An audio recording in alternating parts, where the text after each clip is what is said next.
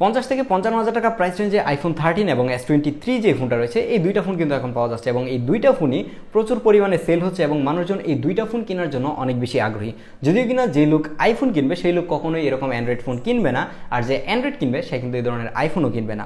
তো সেই জায়গায় এসে এই দুইটা ফোন কোন দিক দিয়ে ভালো, কে কার থেকে এগিয়ে আছে এসব ব্যাপারে কথা বলবো, যেহেতু এই দুইটা ফোনকে আমি মোটামুটি 15 থেকে 20 দিন যাবত ইউজ করতেছি। যদিও কিনা iOS এর সাথে অ্যান্ড্রয়েডের আসলে ওইভাবে কম্পারিজন করা যায় না, কারণ অনেক দিক দিয়ে কিন্তু ডিফারেন্স থাকে। সেই জায়গায় সবচেয়ে বড় যে ডিফারেন্সটা আমরা দেখতে পাই সেটা হচ্ছে দেখেন যে এটাতে 3টা ক্যামেরা এবং এটাতে 2টা ক্যামেরা। তো এত কিছুর পরেও দেখা গেল যে আমার মনে হচ্ছিল যেহেতু এটার প্রাইস 50 থেকে 55,000 টাকা দুইটা ফোনই পাওয়া যাচ্ছে, যদিও কিনা এই প্রাইসে যে আরও অনেক ফোন পাওয়া যাচ্ছে, তো সেই জায়গায় আমার মনে হচ্ছিল যে এই দুইটাকে একটা কম্পারিজন করে দেখা যাক যে কে জিতে যায়। তো আমি এই দুইটাকে লং টাইম ধরে ইউজ করলাম এবং এই দুইটা ফোন দিয়েই আমাদেরকে সাহায্য করেছে MK মোবাইল পয়েন্ট। আপনি চাইলে এই দুইটা ইউজড ফোন কিংবা অন্যান্য আইফোন বা স্যামসাংয়ের যে ইউজড ফোনগুলো আছে সেগুলো চাইলে আপনি MK মোবাইল পয়েন্ট থেকে কিনতে পারেন। তাদের সকল কিছু লিঙ্ক থাকবে ডেসক্রিপশন বক্সে। এই দুইটা ফোনের ফিজিক্যাল ডিফারেন্সের কথা যদি চিন্তা করি, প্রথমে যদি আপনি ব্যাক সাইডে দেখেন তাহলে আইফোনের পিছনে একটা খাওড়া আপেল আছে, আর স্যামসাংয়ের পিছনে কিছুই নাই, জাস্ট স্যামসাং ব্র্যান্ডিং করা আছে। স্যামসাংয়ের দেখা যায় যে আলট্রা ফোনগুলো থাকলেও মানুষজন যেভাবে না তাকায়, একটা আইফোন 6 ইউজ করলেও বর্তমান সময় ওইটার দিকে মানুষজন তাকায়, কারণ হচ্ছে এই অ্যাপেলের পাওয়ার। তো সেই জায়গায় যদি আপনি ব্যাক সাইডে আরেকটা ডিফারেন্স দেখেন তাহলে দেখতে পারবেন যে এই স্যামসাং ইউজ করা হয়েছে কিন্তু 3টা ক্যামেরা, মেইন লেন্স, টেলিফোটো এবং আলট্রা ওয়াইড। আর সেই জায়গায় 13 ইউজ করা হয়েছে একটা মেইন লেন্স এবং একটা আলট্রা ওয়াইড। তারপর যদি বটমের দিকে আসেন তাহলে এটাতে থাকছে লাইটেনিং পোর্ট এবং এটাতে থাকছে একটা টাইপ সি। তারপরে যে চেঞ্জটা আমার কাছে চোখে পড়লো সেটা হচ্ছে এটাতে কিন্তু ডুয়েল ফিজিক্যাল সিম ইউজ করা যায়, আর এটাতে একটা ই সিম একটা ফিজিক্যাল সিম।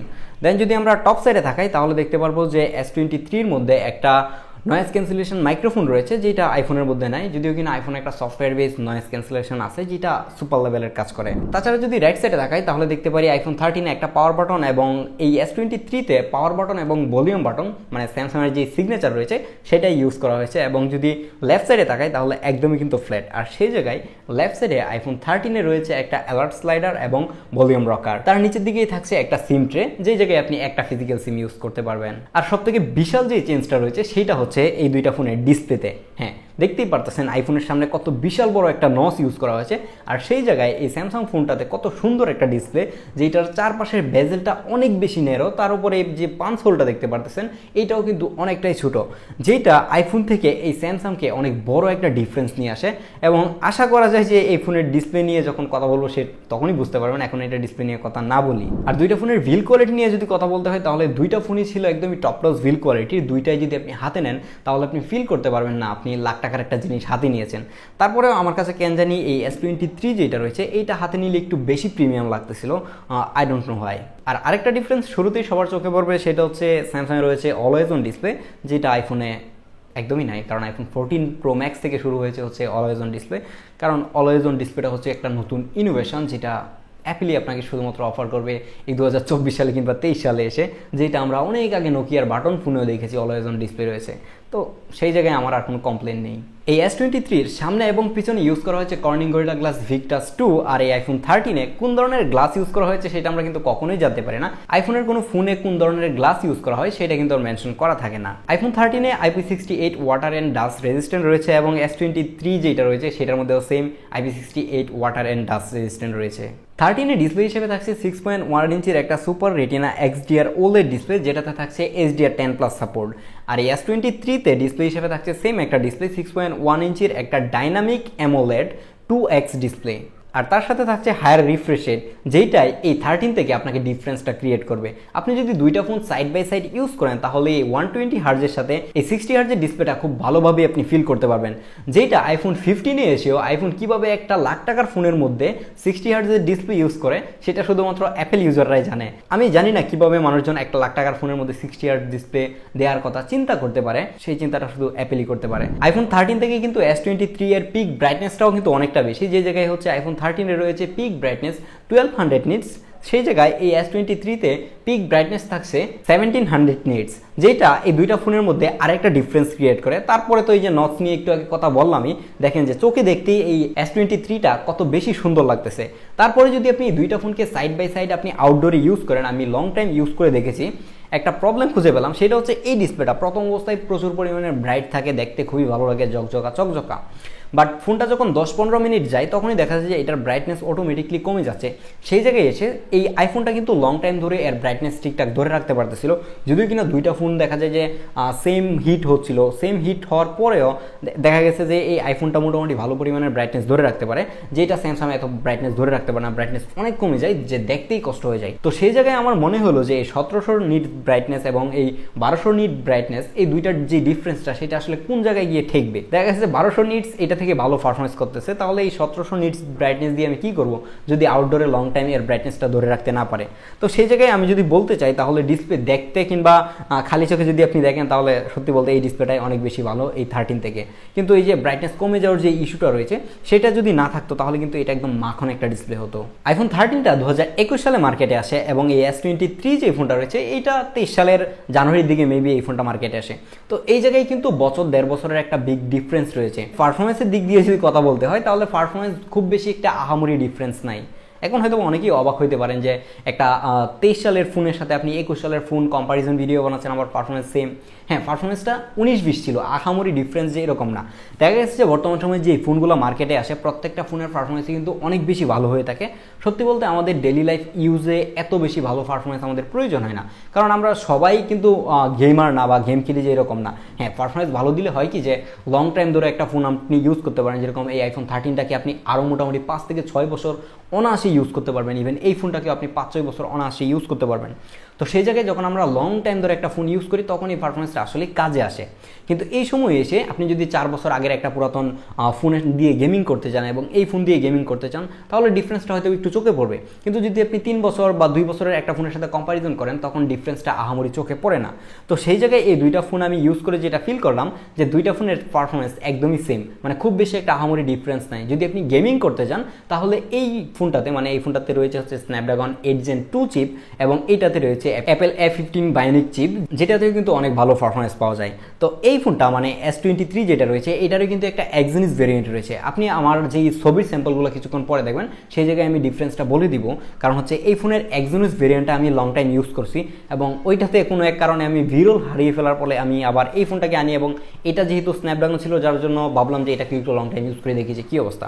তো সেই জায়গায় যেটা বুঝলাম যে এই স্ন্যাপড্রাগনটা এক্সিনোস থেকে অনেক অনেক বেটার এবং এর ভিডিও বলেন ছবি বলেন এগুলোও কিন্তু ওই এক্সিনোস থেকে বেটার, কারণ এটার আইএসপিটা একটু ভালো হওয়ার ফলে দেখা যায় যে এটাতে আউটপুট ভালো পাচ্ছিলাম। তাছাড়া যদি ব্যাটারি ব্যাকআপের কথা চিন্তা করি তাহলেও কিন্তু এক্সিনোস থেকে এটাতে বেটার ছিল, যদিও কিনা এটা নিয়ে একটা ডেডিকেটেড ভিডিও আসবে, মানে দুইটা ফোনেরই ডেডিকেটেড ভিডিও আসবে কিছুদিনের মধ্যেই। এই দুইটা ফোন যদি আপনি পারফরমেন্সের জন্য নিতে চান কিংবা গেমিংয়ের জন্য নিতে চান তাহলে আমি বলবো যে আপনি এই S23টা নিতে পারেন, কারণ S23তে আপনি এই 13 থেকে একটু বেশি ভালো পারফরমেন্স পাবেন যদি গেমিং করতে চান।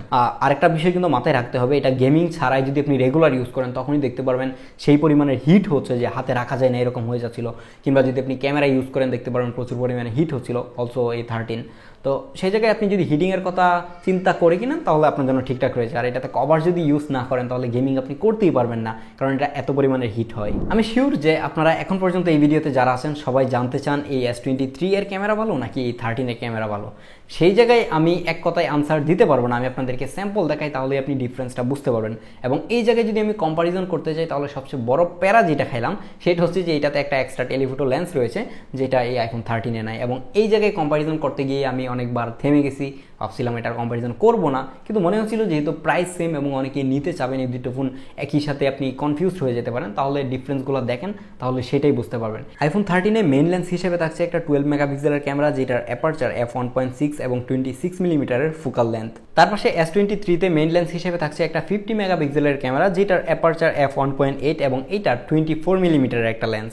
S23 তে যে আলট্রাওয়াইড লেন্সটা ইউজ করা হয়েছে সেটা আবার 12 মেগাপিক্সেলের ক্যামেরা যেটার অ্যাপারচার f1.2। ঠিক সেম ভাবে আইফোন 13 এও কিন্তু আলট্রাওয়াইড হিসেবে একটা 12 মেগাপিক্সেলের ক্যামেরা থাকতেছে যেটার অ্যাপারচার f2.4 এবং এইটাও একটা 13 মিলিমিটারের লেন্স। এই 13 থেকে S23 যে বিগ ডিফারেন্সটা হ্যাঁ ক্যামেরার মধ্যে সেটাই হচ্ছে যে টেলিফোটো লেন্স, এবং এইটাতে 10 মেগাপিক্সেলের একটা টেলিফোটো লেন্স থাকছে যেটার অ্যাপারচার 2.4 এবং এইটার ফোকাল লেন্থ 17 মিলিমিটার এবং এইটা 3x অপটিক্যাল জুম করতে পারে, যেটার পোর্ট্রেট বলেন ভিডিও বলেন সবকিছুই ছিল একদম মাখন লেভেলের, যেটা স্যাম্পলগুলো আমরা একটু পরেই দেখাচ্ছি। তারপর যদি আপনি এই দুইটা ফোনের ফ্রন্ট সাইডে আসেন তাহলে দেখতে দেখতে পারবেন যে দুইটা ফোনের সেলফি ক্যামেরা হিসেবে থাকছে কিন্তু 12 মেগাপিক্সেলের ক্যামেরা। স্যামসাংয়ের 12 মেগাপিক্সেলের ক্যামেরাটার অ্যাপারচার f2.2 এবং এটা 26 মিলিমিটারের লেন্স। সেমভাবে কিন্তু আইফোন 13 যে লেন্সটা রয়েছে সেটা 12 মেগাপিক্সেলের এবং এর অ্যাপারচার f2.2। তাছাড়া এই দুইটা ফোনের ভিডিওতে যদি যান তাহলে আপনি একটা হিউজ ডিফারেন্স দেখতে পাবেন। সেটা হচ্ছে যে এই ফোনটা মানে S23 যে এই ফোনটা রয়েছে এটা দিয়ে আপনি সর্বোচ্চ ভিডিও রেকর্ড করতে পারবেন 8K 30fps। হ্যাঁ, ঠিক শুনছেন, 8K 30fps। আর সেই জায়গায় এই 13-এ আপনি সর্বোচ্চ ভিডিও রেকর্ড করতে পারবেন 4K 60fps এ।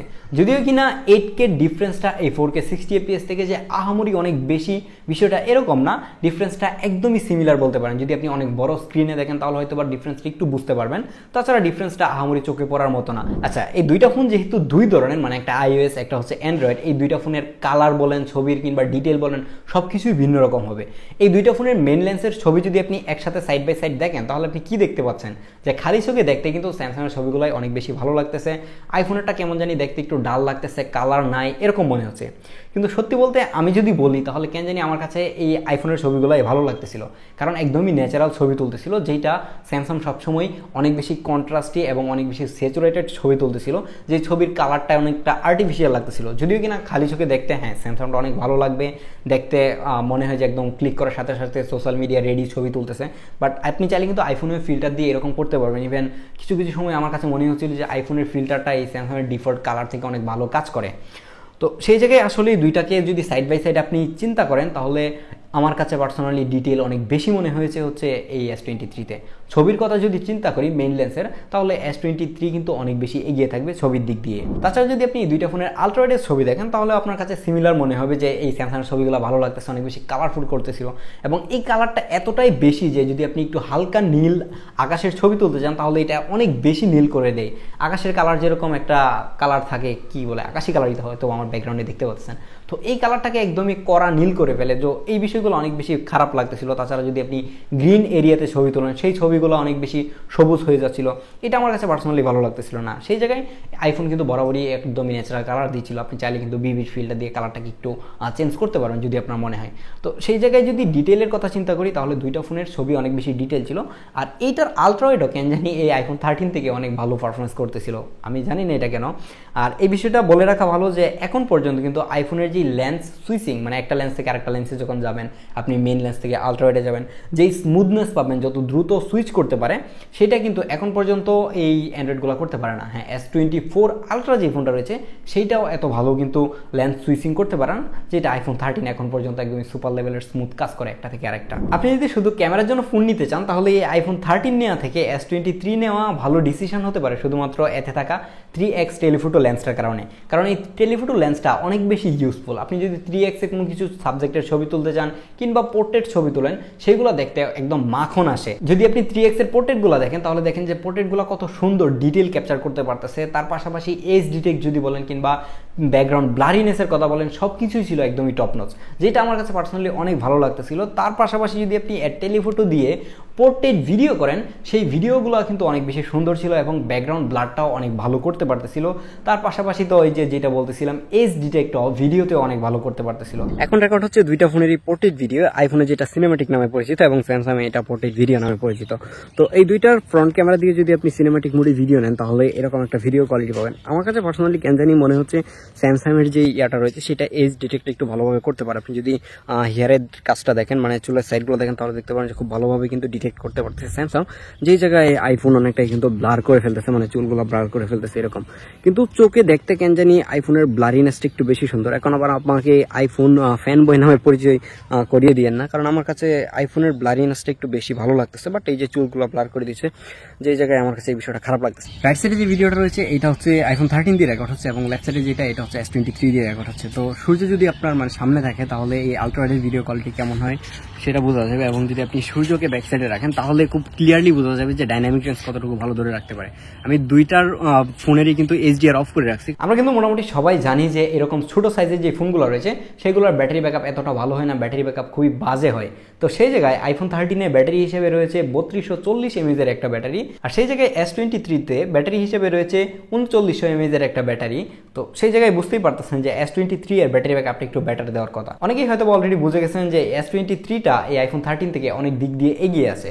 এখন ডিসিশন হয়তো আপনারা অলরেডি নিয়ে নিছেন কি কিনবেন, কিন্তু আমি যদি পার্সোনালি আপনাদেরকে সাজেস্ট করতে চাই তাহলে S23টাকেই সাজেস্ট করবো যদি আপনি লং টাইম ইউজ করতে চান। আর যদি আপনি ফ্রিকুয়েন্টলি ফোন চেঞ্জ করেন, 6 মাস 1 বছর পর পর ফোন চেঞ্জ করবেন, তাহলে আমি বলবো যে iPhone 13 নেন, তাহলে আপনি পরবর্তীতে রিসেল ভ্যালু ভালো পাবেন, যেটা এই S23তে পাবেন না। তো দেখা হচ্ছে পরবর্তী ভিডিওতে, সেই পর্যন্ত ভালো থাকবেন, সুস্থ থাকবেন, আল্লাহ হাফেজ।